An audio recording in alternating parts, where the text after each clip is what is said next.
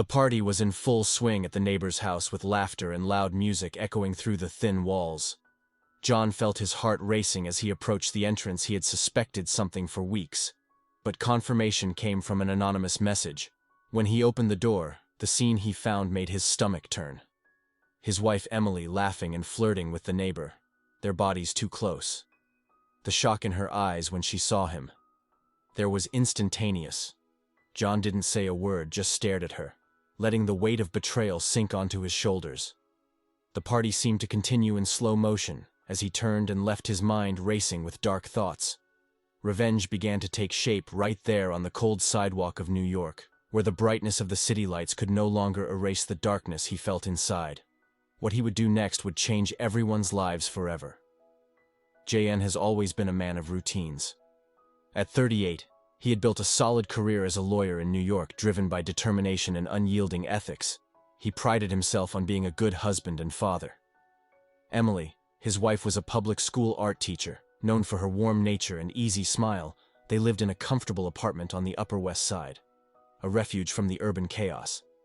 Their marriage, which lasted more than a decade, was always seen as an example of a perfect union. They had an 8-year-old son, Lucas, a bright and energetic boy.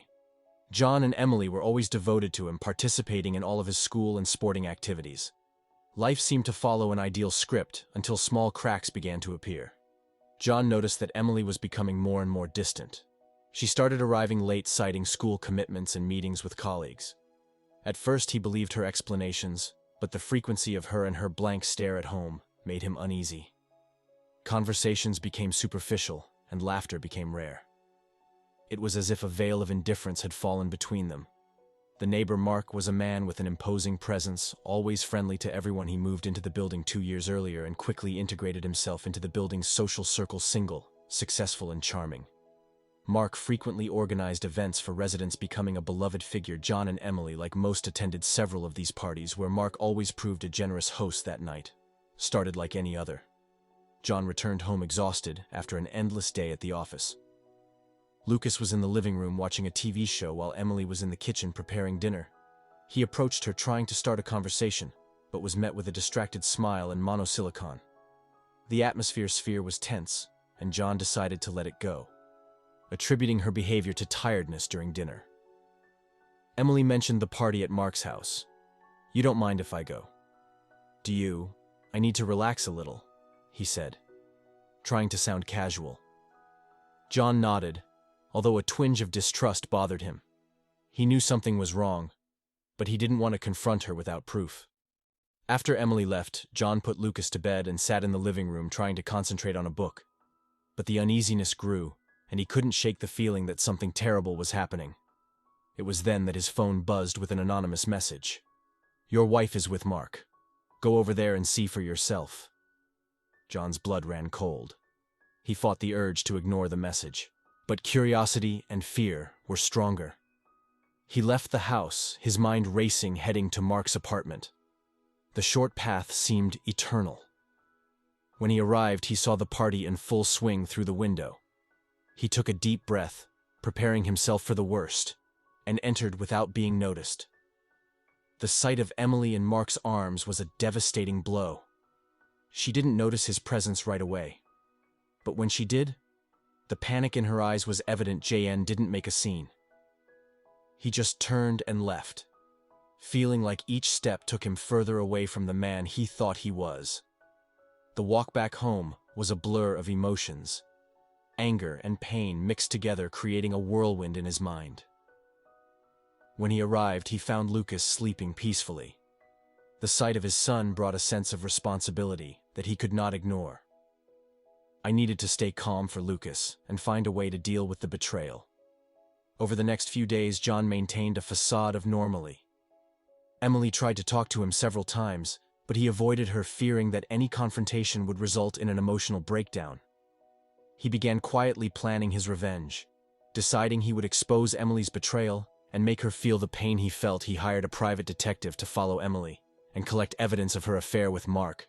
The photos and messages he received only confirmed his suspicions and fueled his anger.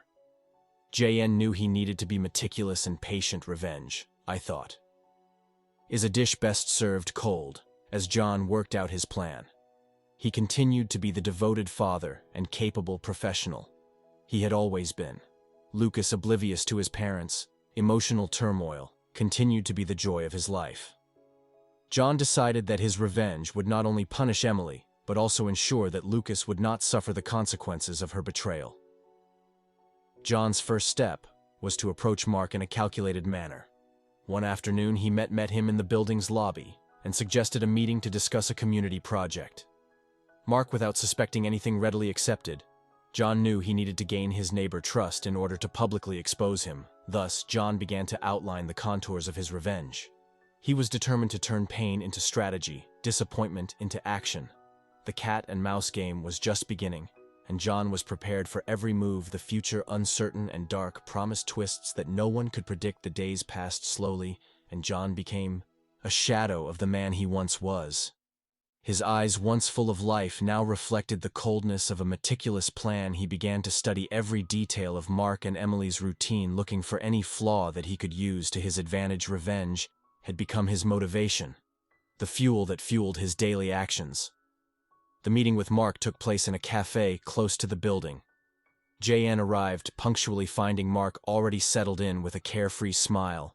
They discussed superficialities, community projects, and life in the building. JN maintained his mask of cordiality, feigning genuine interest. Mark's every word was analyzed and catalogued in his mind, another piece in a puzzle of his revenge. John's first move was simple but effective. He organized a social event in the building, with the intention of getting even closer to Mark and Emily. The party took place on a Saturday night with the presence of several residents. John watched intently, interacting with the guests, while keeping an eye on his wife and the neighbor. He noticed the furtive glances and uncomfortable closeness between them. Every gesture was a confirmation of his betrayal. During the event, John introduced Mark to a lawyer friend, suggesting they could collaborate on a project. Mark, flattered, accepted the proposal without hesitation. John knew that gaining Mark's trust was crucial to the success of his plan.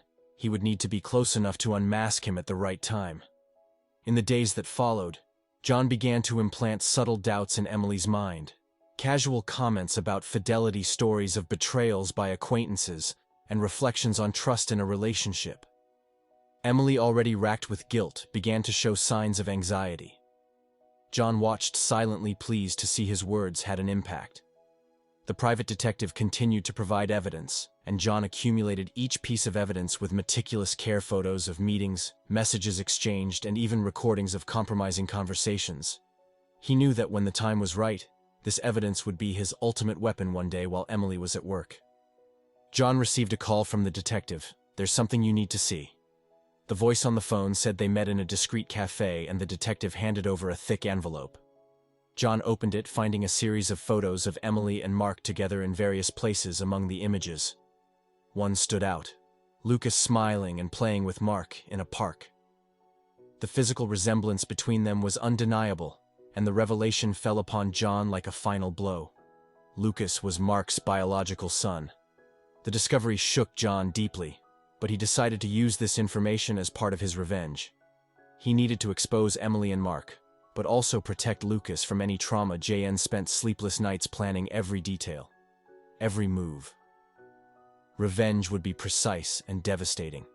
He began manipulating situations to increase tension between Emily and Mark, ingratiating comments abruptly, interrupting conversations, and even the suggestion that he was aware of the affair. Emily began to show signs of nervousness, and Mark, although more confident, also showed concern. JN organized a dinner at home, inviting Mark and some close friends. During the meal, he casually mentioned the importance of loyalty and the destruction that betrayal can cause in a family. Emily almost dropped her glass of wine, and Mark tried to maintain his composure, but the tension was palpable.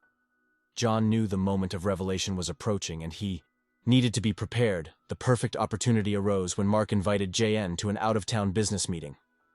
They traveled together, and JN took advantage of the opportunity to strengthen his relationship of trust with his neighbor. During the trip, he asked questions about Mark's personal life, trying to extract any information he could use later. Mark, feeling safe, talked about his past relationships and his future ambitions, not realizing that every word was a weapon in John's hands back in New York. John intensified his actions. He began leaving subtle clues for Emily, like phone messages that suggested he knew more than he let on. Emily, already worn down by guilt and fear, began to break down. His absences became more frequent and his excuses more fragile. Finally, John decided it was time to play his final card. He arranged a meeting with Mark and Emily at the neighbor's house, under the guise of discussing an important project. John arrived early, discreetly adjusting the cameras he had hidden to record everything. When Emily arrived, JN noticed her nervousness. Mark, on the other hand, seemed confident, believing he was in control of the situation. During the meeting, John confronted them with the evidence he had collected. Photos, messages, and recordings were displayed on the table, each one more incriminating than the last. Emily broke down in tears, while Mark tried to justify his actions. John remained calm, watching coldly as the truth unfolded before him. But the final blow was the revelation about Lucas. "You think you can destroy my life and get away with it?" John said, his voice cool and controlled.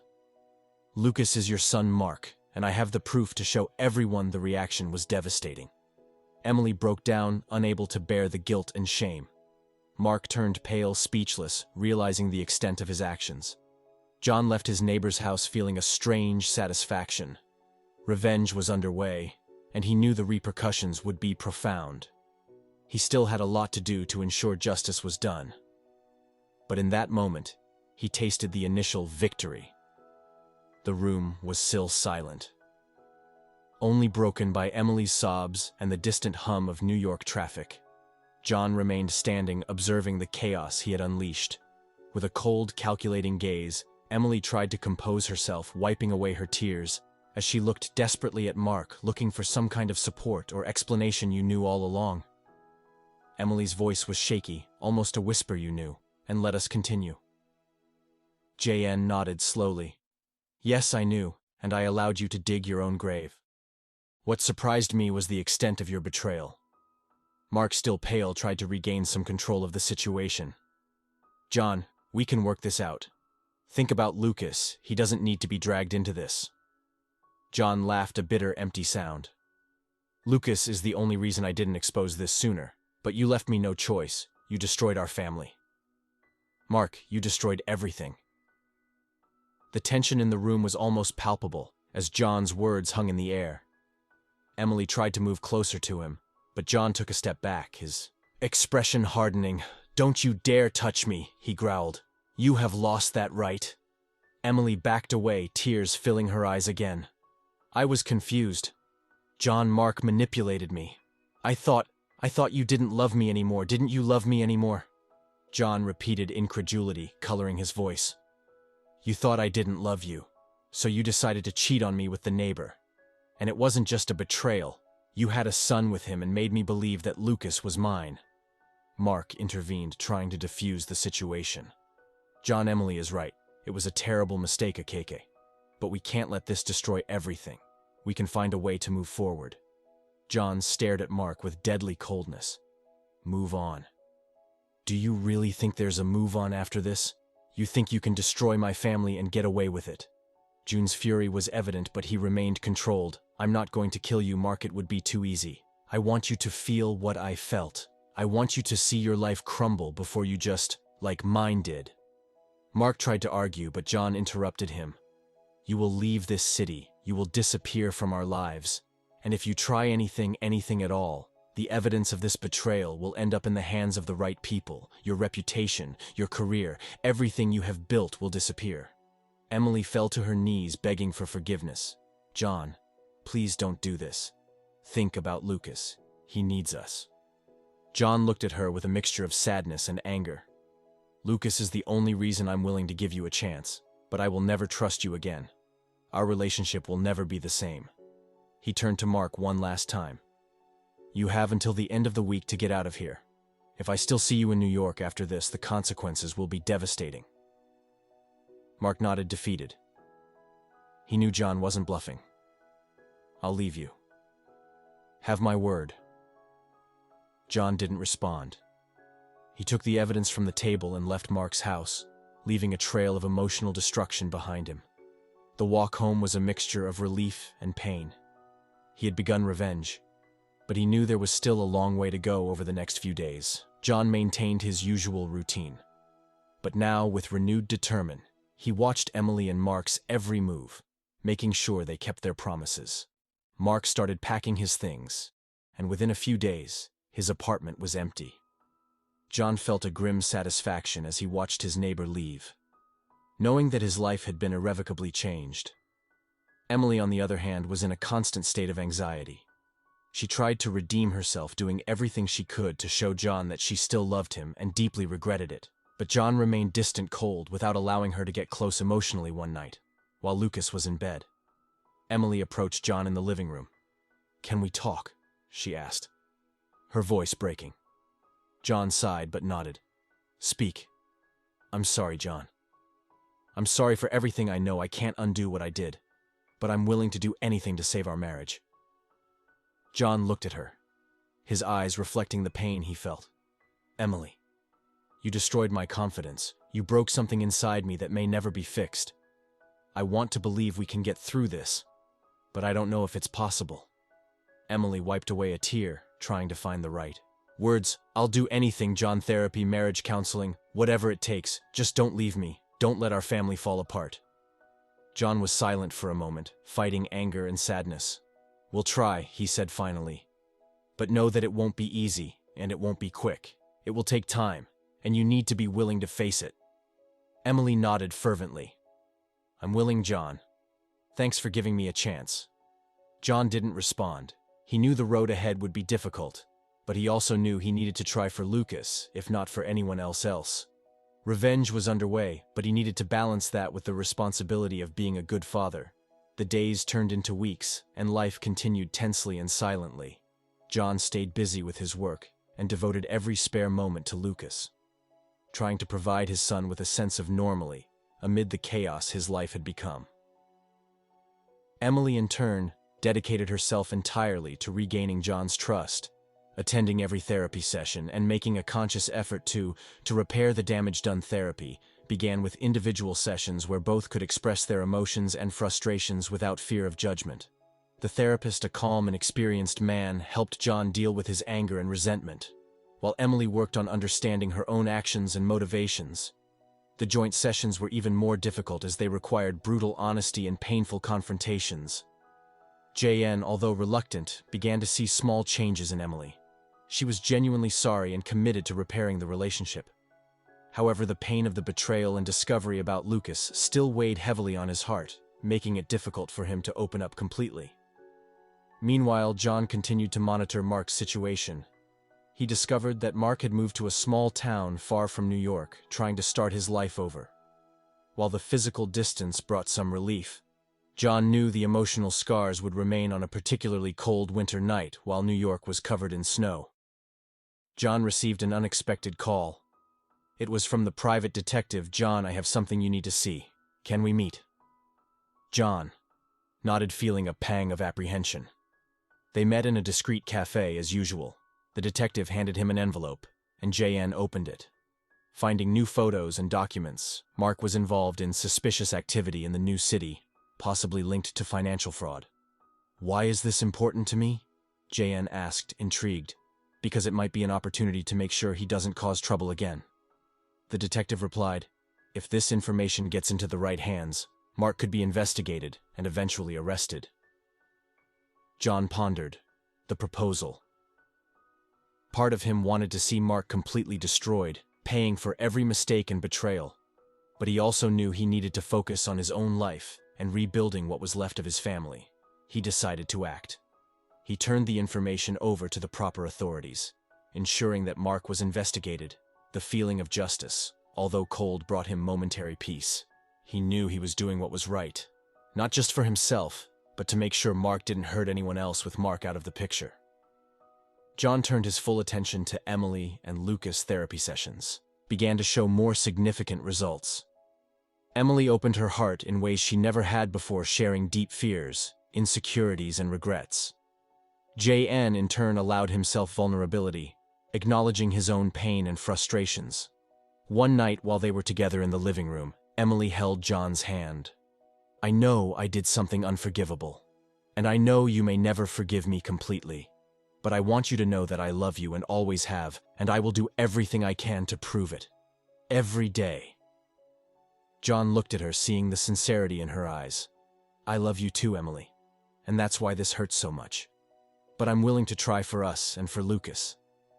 They hugged, a simple gesture, but full of meaning.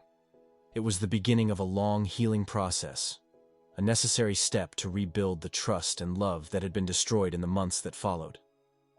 John and Emily worked tirelessly on their relationship. Therapy sessions continued, as did daily efforts to reconnect. Lucas, oblivious to many of the grim details, flourished with his parents' renewed attention and love. JN knew the road ahead would be long and full of challenges. Revenge had brought a sense of justice, but not complete peace. He needed to learn to forgive, to let go of the anger, and to find a way to love again without reservation. The climax of her journey was not an explosion of emotions, but a quiet understanding that life is complex and nuanced. John and Emily weren't just trying to save a marriage, they were rebuilding their own identities and finding a new path together. The months passed, and life began to find a new rhythm. John and Emily, still in the healing process, began to rebuild what was left of their relationship. Lucas, happy and careful, free, was a constant reminder that the effort was worth it. John knew that trust wouldn't be restored overnight, but the small steps forward were significant. John dedicated himself more and more to work and family, trying to balance the two important parts of his life. He began to seek new opportunities in his career, finding in his professional progress a way to channel the emotions. He still struggled to control Emily, in turn continued with therapy, and found ways to strengthen her bond with John and Lucas. One morning, as John was getting ready for another day at the office, he received a text from Mark. Surprised, he cautiously opened the text. Mark was desperate, asking to meet John one last time. Reluctant but curious, John decided to grant the request. They met in a cafe outside the city, away from known eyes. Mark was visibly haggard, with deep circles under his eyes, and an expression of despair. "John, I know I have no right to ask for anything, but I need your help." "Mark," began, his voice shaking. John crossed his arms, maintaining an impassive expression. "Why should I help you, Mark, after everything you've done?" Mark sighed, running his hands through his hair. "I've made a lot of mistakes and I'm paying for them, but now I'm being threatened. The people I've been involved with are not the forgiving type." JN looked at him, considering his words. "And what exactly do you expect me to do?" "I need a lawyer, someone who can help me get out of this situation before it's too late. I know I don't deserve your help, but I'm asking as one last hope." JN considered the situation. The prospect of helping Mark was repulsive, but the idea that he could be a risk to his own safety and to Emily and Lucas was even worse. "Very well," he said finally. "I'll help you, but know that this doesn't change anything between us. I'm doing this to protect my family." Mark nodded gratefully. "Thank you, John. I'll do whatever it takes to right my wrongs from that meeting." John became involved in Mark's defense, using his skills to ensure the situation was resolved fairly and quickly. He kept Emily informed about what was going on, making sure she knew the family's safety was his priority while working on Mark's case. John realized something important through this process. He was finding a new way to deal with his anger and resentment. Helping Mark, despite everything, was allowing him to process his own emotions in a healthier way. Emily, seeing John's effort to resolve the situation, felt closer to him. She knew he was still hurt, but John's willingness to face the problem head-on was a sign that he was trying to move on. Therapy continued to be a crucial part of their lives. John and Emily began to address the deeper issues in their relationship, exploring the reasons that led them to that situation, and looking for ways to prevent the same mistakes from happening again. John began to realize that rebuilding his marriage wasn't just about forgiving Emily, but also about forgiving himself for not seeing the signs and not being able to prevent the betrayal. One particularly revealing moment happened during a joint therapy session. The therapist asked them both to write letters to each other, expressing their feelings without the interference of immediate dialogue. John hesitated, but ended up putting his frustrations, hurts, and hopes for the future on paper. Emily did the same when they read the letters to each other. There were tears and reconciliation. They realized that despite everything, there was still love and respect between them. The letters became a symbol of their journey together, a reminder that they were willing to fight for what really mattered. Meanwhile, Mark managed to resolve his legal issues with John's help. He left town, permanently promising never to interfere in JN and Emily's lives. Again, JN felt the sense of relief to see Mark go, knowing that he could finally focus completely on his family without the shadow of the past hanging over them. Life began to stabilize. John and Emily rediscovered the pleasure of little things: a family dinner, a walk in the park with Lucas, a quiet conversation at the end of the day. Every moment was a victory, a step toward healing. John still carried emotional scars, but he was learning to live with them. He knew that complete trust might never be restored, but he was willing to keep trying. One day at a time, revenge had lost its luster, replaced by a deeper desire for peace and reconciliation. And so life went on, imperfect but full of possibilities. John and Emily were ready to face the future, knowing that together they could overcome any obstacle. Winter in New York was fading, giving way to the promise of a renewing spring. John, Emily, and Lucas were beginning to find a new rhythm, a new normality. The emotional scars still existed, but there was a conscious effort to rebuild the trust and intimacy that had been devastated. JN was in his office when he received an unexpected call from his brother David, who lived in Boston. "John, I need to talk to you. It's urgent," David said, his voice tense. "Of course. What happened?" John asked, worried. "It's about Mark. He was found dead in his home last night. The police are investigating, but it appears to be a suicide." John was silent, absorbing the news despite all the resentment she felt towards Mark. His death brought a whirlwind of emotions. Part of him felt relieved that a painful cycle had come to an end, but another part felt responsible in some way for the tragic outcome. David continued, "I know you had problems with him, but I thought you should know if you need anything. I'm here, thanks, David. I'll digest this, and then we'll talk more." JN replied. Hanging up the phone, John spent the rest of the day in a state of introspection. Upon returning home, he decided to tell Emily about Mark's death. She was shocked, tears streaming down her face. "John, do you think that was because of us?" "I don't know. Emily, he was involved in a lot of things, but we can't let that destroy us too. We need to focus on what we have now," JN said, trying to calm her down. Over the next few days, news of Mark's death spread, but John and Emily decided to keep their distance from the situation. They continued to focus on their family, trying to find peace after so much turmoil. But Mark's ghost still hung over them, a constant reminder of past mistakes and betrayals. One night while Lucas was in bed, John and Emily had a deep conversation about the future. "I want us to know we're doing the right thing." "John, for us and for Lucas," Emily said, holding his hand. "Me too. Emily, and I think we're on the right track. Let's focus on building something new." "Something worthwhile," replied John, feeling a weight lifted from his shoulders. Months passed, and the family began to truly stabilize. Therapy helped resolve many issues, and John and Emily began to rediscover their love for each other in an effort to start over. They decided to move to a new home, away from the painful memories of the past. Lucas was excited about the change, happy to explore a new environment. The new house was spacious and full of light, a symbol of a new beginning. John and Emily dedicated themselves to creating new memories, focusing on strengthening their union and providing a happy life for Lucas. However, fate had one more twist in store. One morning, while unpacking boxes at the new house, John found an envelope addressed to him with no return address. When he opened it, he found a letter written by Mark before his death. "John, if you are reading this, it means my life has come to an end. I don't expect forgiveness, but I want you to know the truth. I was forced to make terrible decisions, and I got involved with dangerous people. My life became unsustainable, and I saw death as the only way out. But there is something you